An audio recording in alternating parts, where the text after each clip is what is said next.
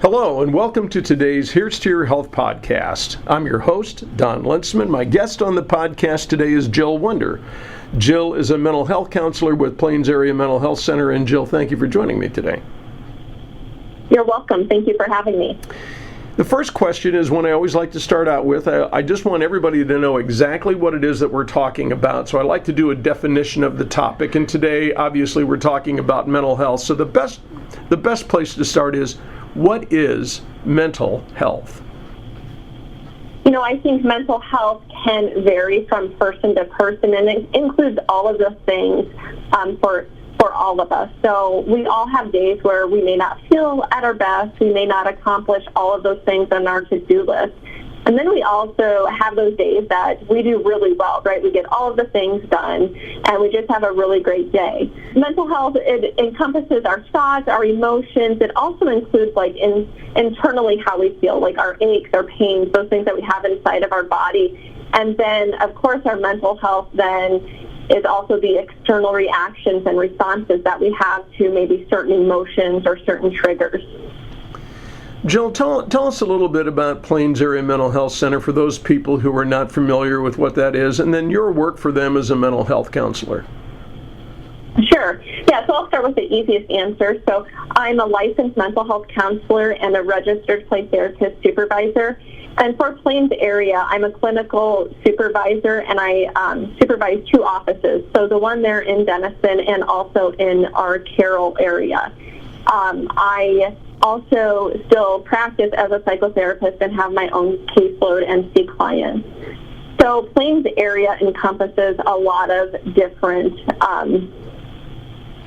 oh my gosh, I can't think of the word. We have a lot of different team members that work together to provide the best care possible. And so with the different team members means we have a lot of different teams. So we have our clinical department that does the therapy services. We have then IHS services. We have mobile crisis services. We have community-based services. We have a crisis home, a crisis line. We offer psychological testing, substance use, medication management. We have a really amazing front office team in each of our offices. And so we have a lot of programs that are available to our community members. Yeah, that's a tremendous menu of services. And a little bit later on in the podcast, for anybody who's listening today, if they want to get in touch with you, we're going to go over how they go about doing that. In the meantime, my guest on the podcast today is Jill Wunder. Jill is a mental health counselor at Plains Area Mental Health Center. We're talking about mental health because October is Mental Health Awareness Month, and I think we should all be aware of the importance of having good mental health. The question that comes up a fair amount, Jill, in conversations that I have with people is, how common are mental health conditions? Because it seems like it's pretty common. Oh, absolutely. Yeah, according to the Center for Disease Control, mental illnesses are very common. It's a very common health condition here in the United States. So for adults, more than 1 in 5 live with mental illness. And then for our youth, which is classified ages 13 to 18, over 1 in 5 currently or at some point throughout their life have had a serious mental illness. So Jill, maybe you can give us some idea of what the causes are for mental health conditions that we see such a high incidence of it. Mm-hmm. Yeah, so when I think of causes, I think of risk factors. And there's a lot of different risk factors, with some of them including lack of housing, healthcare, education, lack of access to employment, which then causes those lack of opportunities. And then there's trauma that has happened or occurred throughout a lifetime, and those are called adverse childhood experiences. There's also social isolation, poor emotional well-being or coping skills, chronic medical conditions, substance use. I mean, really the list goes on for those risk factors. And regardless of what any of us might like to think, I'm going to go back to ACEs for just a second, the adverse childhood experiences. The one thing that we can never run away from is our childhood, and I don't know that there are a lot of people who think about, how their childhood experiences really affect who they are as adults.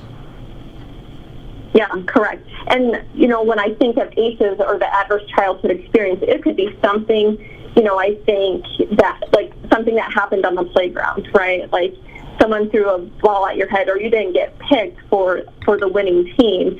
And it could be, even more than that, like a death in the family, abuse. Well, I got into a fight on my first day of kindergarten on the playground, so that explains a lot about me. That may or may not have stayed with you, right? Yeah, exactly. It's one of the few things I remember from kindergarten, so I just always keep that in mind. And by the way, I don't think I won that, so that's the reason why I don't get into fights anymore. So let us move on from that. Can mental health conditions be prevented? Is there any way for any of us to be able to head that off?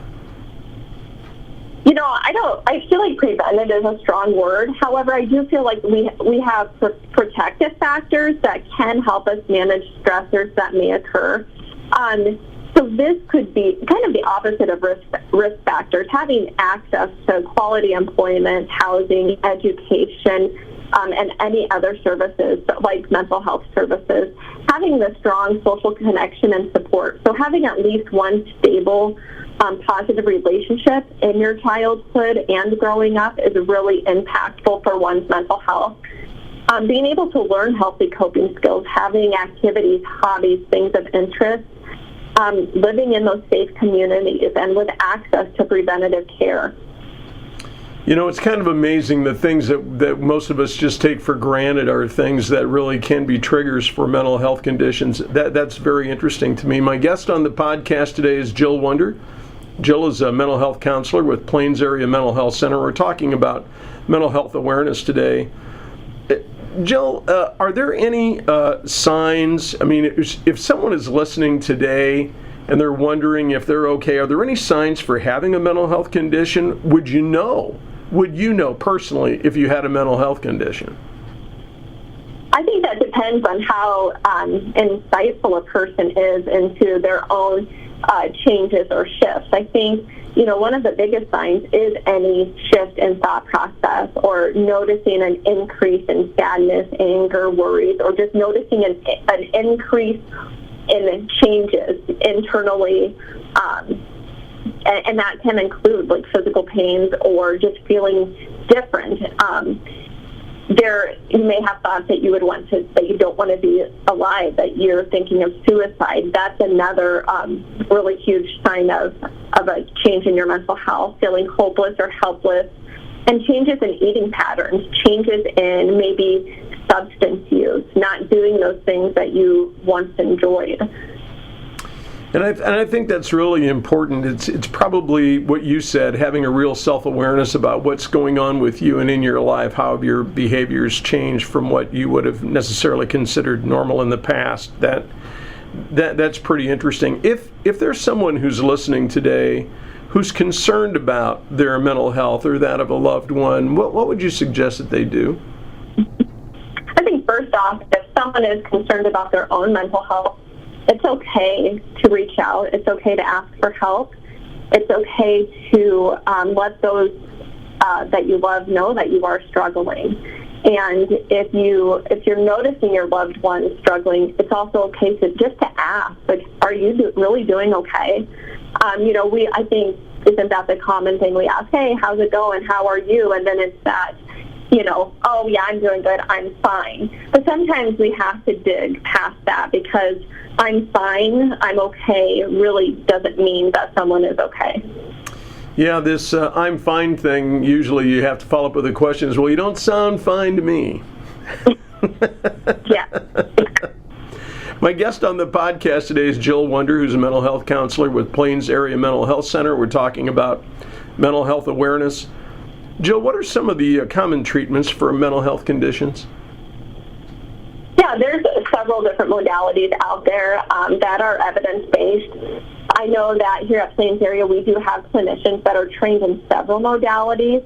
Some of those modalities include cognitive behavioral therapy, DBT, internal family systems, EMDR, which is a trauma therapy. PCIT is a therapy that we use for parent-caregiver child interaction. There's also play therapy. that we use, and like I said, our agency has several other modalities that are used. Those are just a few of them. And Jill, I know that counseling probably is the most common treatment that people are aware of, regardless of the format that's used. But there's also some other sorts of treatment, and I suppose it depends upon the severity of the mental illness, whether or not people are prescribed medications to help control some of that. Mm-hmm. Yes. Yeah, and we do encourage our clients to, follow up if they have a medication manager, or we make that referral for them to discuss that with someone that can prescribe medication. And I think that's an important consideration, because in some instances where people have severe mental illness, sometimes that's the only treatment that necessarily might work. If someone's listening today, Jill, who'd like to contact Plains Area Mental Health Center, talk to a counselor, what should they do? Yeah, for those that are new to Plains area, we have walk-in hours where they can complete their intake to get started with services. And that is available Monday through Thursday from 8 to 2:30. And then on Fridays from 8 to 1:30. We also have a crisis line that is available for our community members to call any time of day when they feel they're feeling really hopeless or helpless. And that line is staffed, like I said, 24 hours a day.